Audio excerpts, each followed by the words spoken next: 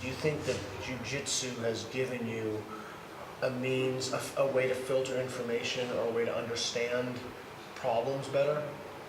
Sure. I mean, jiu-jitsu is the ultimate form of critical thinking done physically, and it's such a great thing because you either tap or you don't tap, and you can see the results. If Preet teaches something, like when he teaches a class tonight on Friday, that it's going to be a repeated experiment. Everybody in the room will be getting better and having similar results, and it'll be working for multiple people. It's not a one-off anecdotal story.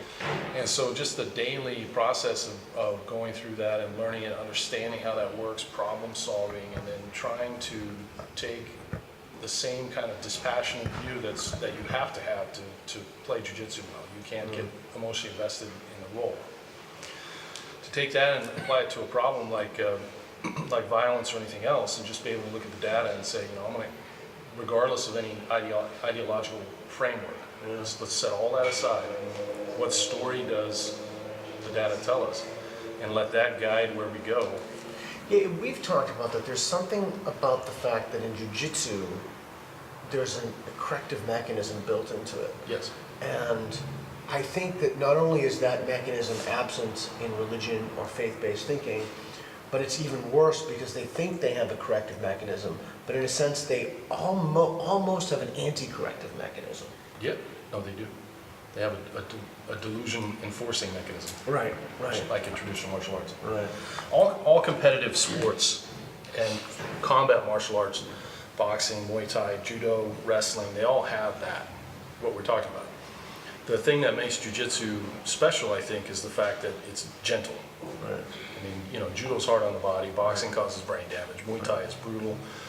Wrestling is a hard sport, usually for a slightly younger crowd, but jiu-jitsu, you can literally do jiu-jitsu into your 80s and 90s until you die. I hope to be doing it. So it's unique among the combat sports in that sense, but it has all the other aspects, and the thing that separates everything I just mentioned from delusional arts and delusional ideologies like religion is competition. It is competition. I don't mean public competition where you're stepping in front of an audience for money. That's not necessary. Yeah. But daily, every single day you come into the gym and you're rolling, you're going up against someone who's trying to beat you, and you're trying to beat them. It's not fake, and you're competing. One of the things you've talked a lot about is how jiu-jitsu is authentic. What do you mean by that? Well, you can't fake being good at jiu-jitsu anymore than I can fake being able to play the guitar or speak Spanish or French. I can tell you I speak French, and then as soon as you start speaking French to me, there goes that. Right? Or somebody hands me a guitar and I can't play the guitar. So jiu-jitsu is like that. Anybody that came into the gym and all they would have to do was ask me to roll or ask my students to roll, you know immediately whether or not I can do what I say I can do, or I am capable of teaching. It's instant. Wow. You can't fake it. Do you think people like fantasy-based martial arts because they think they're authentic but they're not? Or do you think at some level they know that this is a form of self-deception? And I'm trying to relate this to religion and... It depends on the person. You have some people who outgrow it. They'll be in a traditional martial art, and over time they realize it's silly. Other people will stay in systems like that and they just really haven't thought about it. They haven't really given it much introspection or thought. People do this all the time with religion. I mean, there's a reason why we can look at a map and see what the majority of the people in that area of the world believe. It's passed down from parent to children, and there's a whole social structure that's designed to impose that belief system on people, and there's penalties, social penalties that are paid when they stop believing it. So they have no real incentive to not go with the flow. And some people think about those things, and some people, I think, are too busy making money and supporting their family and doing things. I've met a lot of really good people that are religious. You and I have talked about this before, but as a whole, I tend to like Christian conservatives more than I do liberal secular people. Yeah, just as human beings. Me too. I share their values more about how to raise children. I share a lot of views on a lot of things with them. And I find a lot of this liberal secular people weak. Yeah. What do you mean by that? I don't want to sound overly negative because I'm stereotyping, but it really what it comes down to is values. Yeah. So rather than talk about them, I'll talk about the opposite. I have a couple of friends who are fairly, I think, serious born-again Christians. And we agree on almost everything. Obviously, we would not agree on things like gay marriage or issues like that where we would be in complete disagreement. But in terms of how I feel about my family, what I feel a man's responsibility is to take care of his wife and children, how I feel people should behave, and a certain amount of respect that should be afforded to long-standing institutions and to other human beings. Just there's a certain level of dignity that and values that I share with them that the religion doesn't really matter. And then I run into secular people who would agree completely with my view of the universe, which is it's indifferent, and consciousness and mind is a word we give for what the brain does, and when we die, we're probably dead, and I don't believe in it supernatural.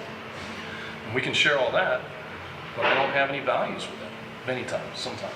You can see guys like P.Z. Myers. I mean, he's just a piece of shit. I mean, that's a guy that wouldn't last 2 seconds in the gym here. I mean, he doesn't have the character to be able to do what we do. So who cares if I agree with him on God?